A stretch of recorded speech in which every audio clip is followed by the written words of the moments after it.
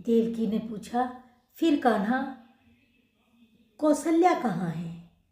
श्री कृष्ण ने मुस्कुराते हुए जवाब दिया कि माँ, पैदा होते ही जहाँ आपने मुझे पहुँचाया था वहाँ मेरी माँ कौशल्या मेरा इंतज़ार कर रही थी, जो आज यशोदा के रूप में इस संसार में अवतरित हुई हैं, और मैं उन्हीं के आंचल में उनके पिछले प्यार का कर्जा चुका रहा था।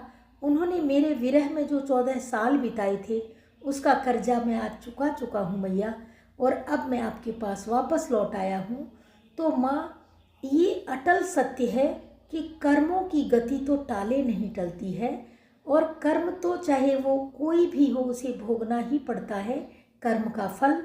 तो ये कहानी केवल यशोदा या फिर देवकी की नहीं है, ये कहानी हम सब की है कि कर्म करते वक्त हम इतना तो ध्यान रखें कि यही कर्म लौटकर हमारे पास वापस आते हैं।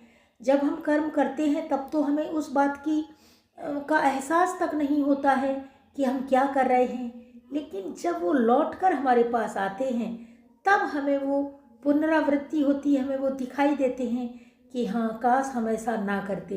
लेकिन वो कहते हैं ना कि धनुष से चलाया गया बाण और जिह्वा से निकली हुई बात कभी वापस लौटकर नहीं आती। जो तीर जहाँ जाना था वहाँ जाकर लग जाता है, और बात जिसको चुभनी होती है वहाँ जाकर चुभ जाती है। तो हम कभी ऐसे कटु वाक्य न बोलें जिससे किसी के हृदय को तकलीफ पहुँचे, और हम कोई ऐसा कर्म ना करें जिससे हमारे कारण किसी को तकलीफ पहुँचे या किसी को पीड़ा पहुँचे। अष्टादश पुराणेषु व्यासस्य वचनद्वयम्, परोपकाराय पुण्याय पापाय